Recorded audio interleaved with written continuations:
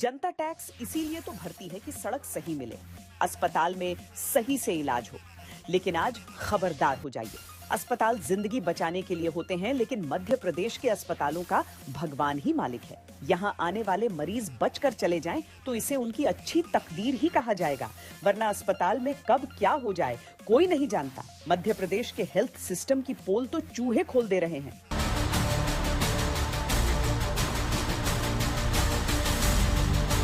सरकारी विभाग में चूहा अगर पकौड़े के साथ इस तरह कैमरे में कैद होता तो यह हंसी समझी जा सकती थी, लेकिन एक अस्पताल के सबसे संवेदनशील हिस्से SNCU यानी सिक न्यूबॉर्न केयर यूनिट में चूहे की पकौड़े के साथ धमाचौकड़ी मध्य प्रदेश के सरकारी विभाग और तीमारदार दोनों को खबरदार करता है।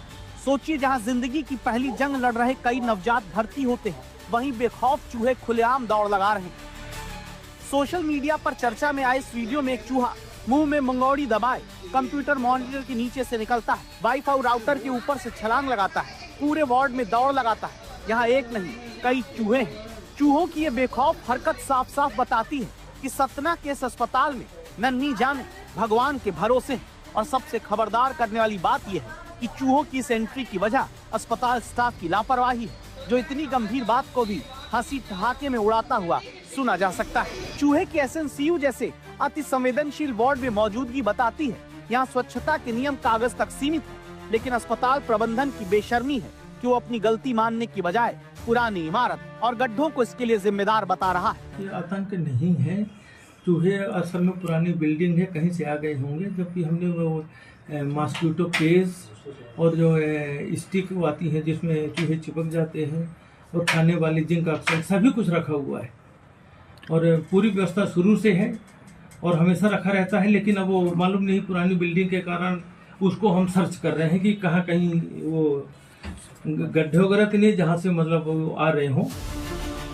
सतना जिला अस्पताल प्रबंधन का यह रवैया तब है जब कुछ दिनों पहले यहाँ थैलेसीमिया पीड़ित बच्चों को HIV संक्रमित खून चढ़ाने से बड़ा हंगामा हुआ। जांच के बाद 3 लोगों को निलंबित भी किया गया, लेकिन चूहों का अस्पताल में बेफिक्री से घूमना और कर्मचारियों की लापरवाही को देखकर लगता नहीं कि सतना जिला प्रशासन अब भी नींद से बाहर आया है। सतना के बाद अब आपको मध्य प्रदेश के तीसरे सबसे बड़े शहर जबलपुर के सरकारी जिला अस्पताल विक्टोरिया अस्पताल की हकीकत दिखाते हैं, जहां पिछले हफ्ते अस्पताल के हड्डी वार्ड में चूहों के आतंक का वीडियो सामने आया था। ये वीडियो 15 दिसंबर का है, जिसमें भर्ती मरीज के बेड के आसपास चूहे खुलेआम घूमते दिखे।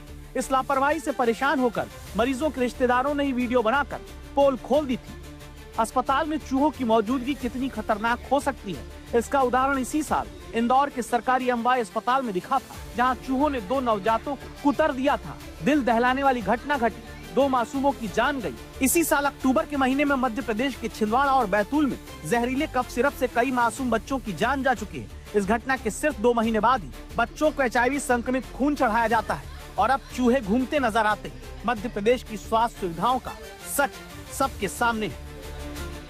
अस्पताल जान बचाने के लिए बने होते हैं, लेकिन मध्य प्रदेश के सरकारी अस्पताल साल 2025 में जान के लिए खतरा बनते दिखे। इंदौर से लेकर छिंदवाड़ा और सतना से लेकर जबलपुर तक से आई तस्वीरों ने मध्य प्रदेश के स्वास्थ्य विभाग में लापरवाही और फेल हो चुके सिस्टम की पोल खोल कर रख दी। इतनी सारी लापरवाहियों वाले हेल्थ सिस्टम को लेकर विपक्षी दल कांग्रेस राज्य के स्वास्थ्य मंत्री का इस्तीफा मांगता है और स्वास्थ्य मंत्री राजेंद्र शुक्ला गंभीर सवाल पर ये कहते हुए चले गए कि आगे बताएंगे।